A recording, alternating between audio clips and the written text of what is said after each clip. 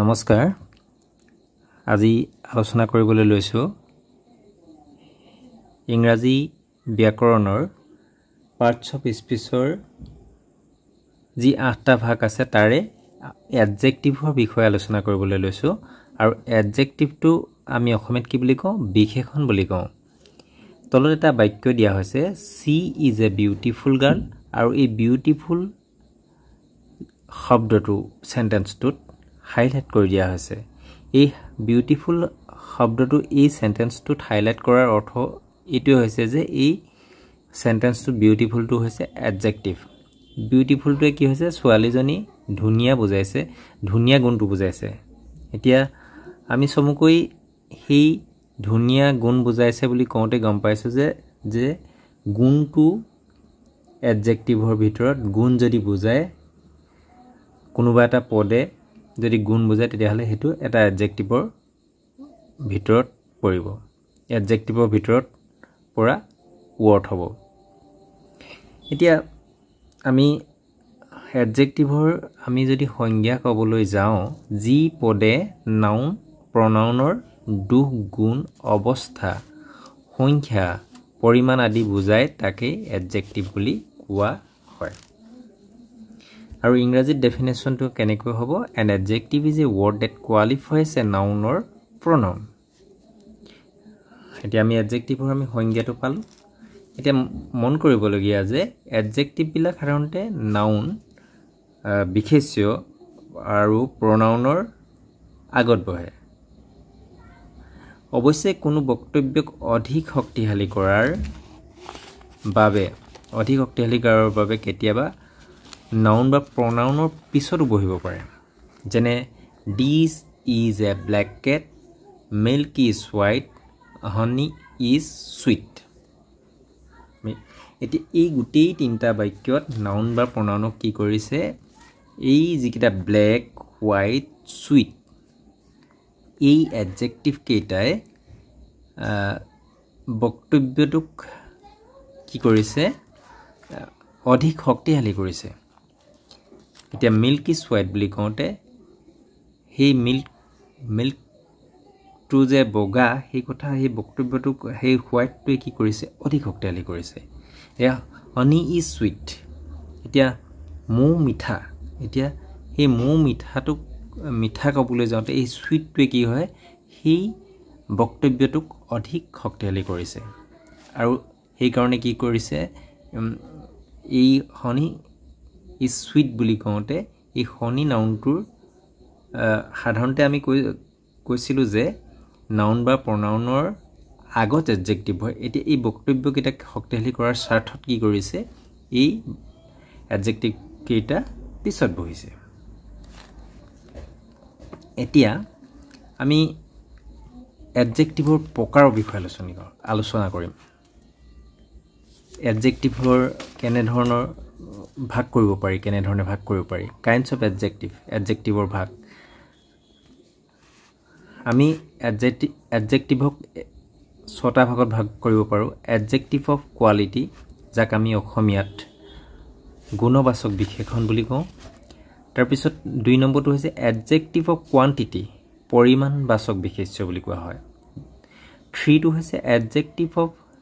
ডেমনস্ট্ৰেটিভ নিৰ্দেশবাচক সৰ্বনাম তাৰ পিছত 4 টো হৈছে এডজেক্টিভ অফ পজেছিভ সম্বন্ধবাচক বিশেষণ এডজেক্টিভ অফ পজেছিভ হেতু হৈছে সম্বন্ধবাচক বিশেষণ অসমীয়াত কয় আৰু পিছতো হৈছে ইন্টাৰোগেটিভ এডজেক্টিভ যাক আমি প্ৰশ্নবোধক বিশেষণ বুলি কওঁ আৰু 6 নম্বৰটো হৈছে ডিস্ট্ৰিবিউটিভ এডজেক্টিভ যাক আমি বিভাজক বিশেষণ বুলি কওঁ কি বুলি কওঁ বিভাজক বিশেষণ এইকেইটা হৈছে এডজেক্টিভৰ ভাগ এডজেক্টিভ অফ কোৱালিটি প্ৰথমটো কি হৈছে adjective of quality adjective of quantity adjective of demonstrative adjective of possessive interrogative adjective আৰু হৈছে ডিস্ট্ৰিবিউটিভ এডজেক্টিভ এইকেইটা এডজেক্টিভৰ ভাগ আৰু এতিয়া মই এই গুটেই কেইটা এডজেক্টিভক মই পৃথক পৃথককৈ আলোচনা কৰিম এডজেক্টিভ অফ কোৱালিটি যি এডজেক্টিভে কোৱালিটি যি এডজেক্টিভক কোৱালিটি বুলি কৈছে যাক আমি গুণবাচক বিশেষণ বুলি কওঁ যি এডজেক্টিভে নাউনৰ দুখ গুণ আদি বুজায় তেনে এডজেক্টিভক কি হয় এডজেক্টিভ অফ কোৱালিটি বুলি কোৱা হয় যি এডজেক্টিভে কি হয় নাউনৰ দুখ গুণ আদি বুজায় তেনে এডজেক্টিভক কি হয় এডজেক্টিভ অফ কোৱালিটি বুলি কোৱা হয় এতিয়া তলৰ তিনটা বাক্য দিয়া হৈছে আৰু সেই তিনটা বাক্যৰ জৰিয়তে এডজেক্টিভ অফ কোৱালিটি নো কি হয় বুজাবলৈ চেষ্টা কৰা হৈছে Romen is a very talkative এতিয়া Romen is a very talkative ৰমেনৰ কি হয় ৰমেন যে খুব কথা চহকী এতিয়া সেই কথাটো এই টকেটিভটো মই হাইলাইট কৰি দিছোঁ এই টকেটিভটো কি হৈছে এডজেক্টিভ অফ কোৱালিটি হ'ব কি হ'ব এইটো কোনটো ভাগত পৰিব কি এডজেক্টিভ হ'ব এইটো এডজেক্টিভ অফ কোৱালিটি হ'ব মানে এডজেক্টিভৰ আমাৰ এডজেক্টিভ অফ কোৱালিটি ভাগত পৰিব যাক আমি অসমীয়াত কম গুণবাচক বিশেষণ এই ৰমেন নামৰ মানুহজনক টকেটিভ কথা চহকী সেই গুণটো বুজাইছে তাৰপিছত দুখেই হওক বা গুণ যিকোনো বুজালে তেতিয়াহ'লে এইটো কি হ'ব এডজেক্টিভ অফ কোৱালিটি হ'ব কথা চহকী তাৰপিছত ৰমেন নামৰ মানুহজন কথা চহকী বুজাবৰ কাৰণে আমি এই টকেটিভটো ব্যৱহাৰ কৰিছোঁ গতিকে এই টকেটিভটো এডজেক্টিভ অফ কোৱালিটি হ'ব এইটো কি হ'ব গুণবাচক বিশেষণ হ'ব এতিয়া mister Das is a powerful man mister Das এজন পাৱাৰফুল মানুহ শক্তিশালী মানুহ এতিয়া এই পাৱাৰফুলটো কি হ'ব adjective of quality Shyam is wearing dirty clothes শ্যামে কেনেকুৱা লেতেৰা কাপোৰ পিন্ধে ডাৰ্টি মানে লেতেৰা হয়নে এটা দুখ বুজাইছে তাৰমানে লেতেৰা সেনেকুৱা লেতেৰাটো এটা ভালনে বেয়া সেই অৰ্থ প্ৰকাশ কৰিছে ডাৰ্টি মানে লেতেৰা হয় এতিয়া যিহেতু এইটো আমি কৈছোঁৱেই যেতিয়া দুখ গুণ আদি বুজায় তেতিয়াই সেইটো কি হ'ব গুণবাচক বিশেষণ হ'ব সেই ডাৰ্টিটোৱে এই বাক্যটোৰ ডাৰ্টিটো কি হ'ব এডজেক্টিভ অফ কোৱালিটি নিশ্চয় আমি এডজেক্টিভ অফ কোৱালিটি বুজি পাইছোঁ যেতিয়া এতিয়া এই শ্যাম নামৰ ৰমেন নামৰ মিষ্টাৰ দাস নামৰ এই নাউনকেইটাক দুখ গুণ বুজাইছে কোনকেইটা টকেটিভ পাৱাৰফুল ডাৰ্টি দুখ গুণ আদি বুজাইছে হয়নে তেতিয়া আমি দুখ গুণ বুজালে আমি সেইটোক আমি কি এডজেক্টিভৰ ভিতৰত ধৰিম এডজেক্টিভৰ 6টা ভাগৰ ভিতৰত আমি এডজেক্টিভ অফ কোৱালিটি ধৰিম নিশ্চয় তোমালোকে এডজেক্টিভ অফ কোৱালিটিটো বুজি পাইছা এইবাৰ আহিছোঁ এডজেক্টিভ অফ কোৱান্টিটি আমি এডজেক্টিভৰ দ্বিতীয় ভাগটো লৈ আহিছোঁ adjective of quantity adjective of quantity হ'লে কি হ'ব পৰিমাণবাচক যিটো বিশেষণ সেইটোৰ বিষয়ে আমি আলোচনা কৰিম এডজেক্টিভ অফ কোৱান্টিটিৰ দ্বাৰা কোনো বস্তু বা পদাৰ্থৰ মাত্ৰা পৰিমাণ কোৱান্টিটি কিমান বুজায় কিমান পৰিমাণ আছে সেই কথাটো বুজোৱা যিটো এডজেক্টিভ হ'ব সেইটোকে আমি এডজেক্টিভ অফ কোৱান্টিটি বুলি কওঁ যদি কোনো এটা এডজেক্টিভে কোনো বস্তু বা পদাৰ্থৰ পৰিমাণ যদি বুজায় মাত্ৰা যদি বুজায় আমি সেইটোকে এডজেক্টিভ অফ কোৱান্টিটি বুলি কওঁ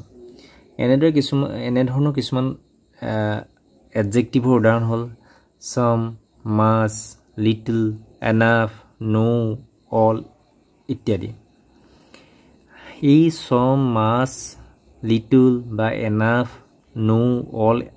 এনেধৰণৰ যিবিলাক এডজেক্টিভ আছে এনেধৰণৰ এডজেক্টিভবিলাকেই কি হয় পৰিমাণ বুজায় গতিকে সেইকাৰণে কোনটো এডজেক্টিভৰ ভিতৰত পৰিব এডজেক্টিভ অফ কোৱান্টিটি যেনে there is very little sugar in my tea there is very little sugar তাত খুব কম চেনি আছে বুলি কৈছে my tea in my tea মোৰ চাহ কাপত খুব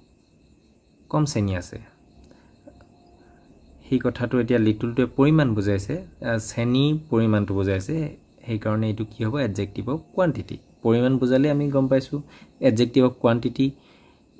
এডজেক্টিভৰ ভিতৰত পৰে তাৰপিছত he knows too much ই বহুত জানে এটো কিমান জানে এটো এই পৰিমাণটো বুজাইছে মাছটো বহুত জানে এই কথাটো বুজাইছে এই মাছটোৰ ইয়াত কি হ'ব adjective of quantity you have no idea how hard it is for a family to survive on one income the at no to ei বাক্যটো no to কি হ'ব adjective of quantity ভিতৰত পৰিব এতিয়া আমি গম পালো adjective of quantity কি যি adjective হে কোনো বস্তু বা পদাৰ্থৰ পৰিমাণ বুজায় ইয়ে হৈছে adjective of quantity এতিয়া আলোচনা কৰিবলৈ লৈছো আমি adjective ৰ 3 নম্বৰ ভাগটো adjective of demonstrative নিৰ্দেশবাচক বিশেষণ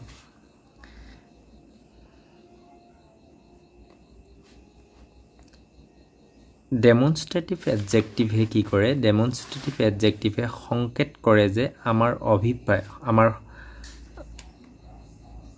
সংকেত কৰে যে আমাৰ অভিপ্ৰায় নিৰ্দেশ কোনজন ব্যক্তি কি বস্তু বা ঠাই হয় ইয়াৰ দ্বাৰা কোনটো প্ৰশ্নৰ উত্তৰ পোৱা যায়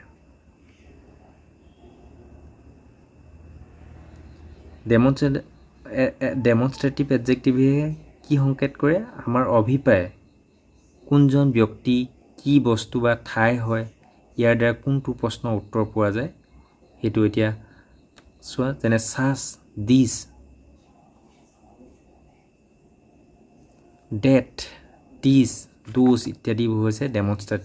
demonstrative adjective ৰ উদাহৰণ যেনে such this that ইবিলাক কি কৈছো demonstrative adjective ৰ উদাহৰণ এতিয়া এটা বাক্য দুটা বাক্য জৰিয়তে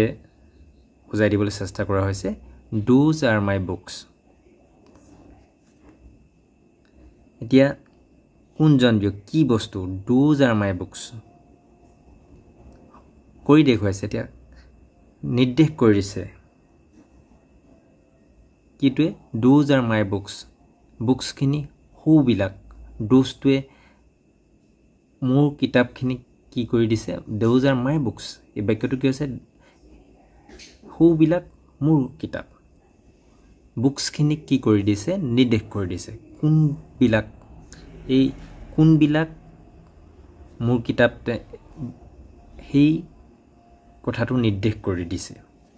তাৰ পিছৰ these are the clothes I was looking for